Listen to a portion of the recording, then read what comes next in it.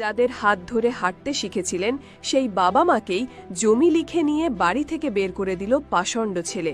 এমনই এক হৃদয় বিদারক ও অকল্পনীয় নিষ্ঠুরতার ঘটনা ঘটেছে লালমনিরহাট পৌরসভার উত্তর সাপটানা এলাকায়, যেখানে সন্তানের কৌশলের কাছে পরাজিত হয়ে ৮০ বছরের বৃদ্ধ আজিমউদ্দিন এবং তার ৬০ বছরের স্ত্রী আজ নিজ বাড়ি থেকে বিতাড়িত।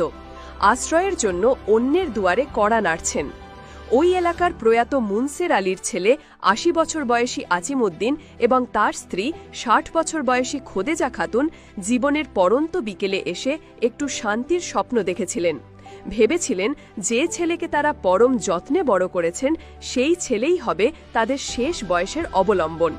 কিন্তু তাদের সেই স্বপ্ন দুঃস্বপ্নে পরিণত হতে খুব বেশি সময় লাগেনি। তাদের একমাত্র ছেলে খবির উদ্দিন, ছেলের বউ শাহিনা বেগম ও নাতি শাহিন আলম মিলে এক অমানবিক কূটচালের জাল বোনে। মিষ্টি কথায় ভুলিয়ে ভবিষ্যতের নিরাপত্তার মিথ্যা আশ্বাস দিয়ে তারা বৃদ্ধ আজিমউদ্দিনের শেষ সম্বল ভিটেবাড়ি সহ সব জমি নিজেদের নামে লিখিয়ে নেয়। যে মুহূর্তে জমির দলিল সন্তানের হাতে গেল সেই মুহূর্তেই যেন বাবা মায়ের প্রতি তাদের সব দায়িত্ব ফুরিয়ে গেল।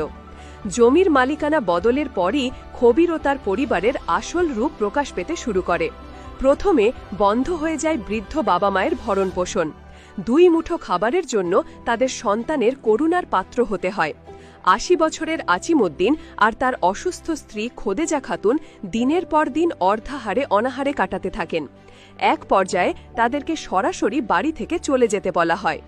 শারীরিক ও মানসিক নিপীড়নে অসুস্থ হয়ে পড়লে বৃদ্ধ দম্পতিকে হাসপাতালে ভর্তি করা হয়।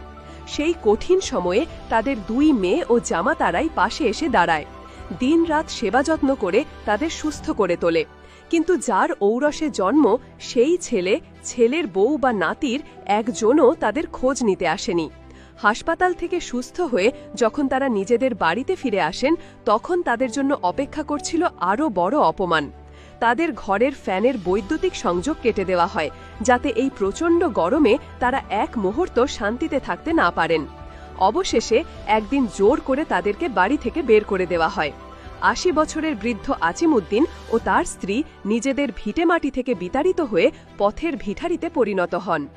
নিরুপায় হয়ে এই বৃদ্ধ দম্পতি ২ মেয়ের বাড়িতে আশ্রয় নিয়েছেন, কিন্তু দুর্ভাগ্য তাদের পিছু ছাড়েনি। আজিমউদ্দিন থাকছেন ছোট মেয়ের বাড়িতে আর তার স্ত্রী খোদেজা খাতুন বড় মেয়ের বাড়িতে। জীবনের শেষ বেলায় এসে তারা একে অপরের থেকেও বিচ্ছিন্ন।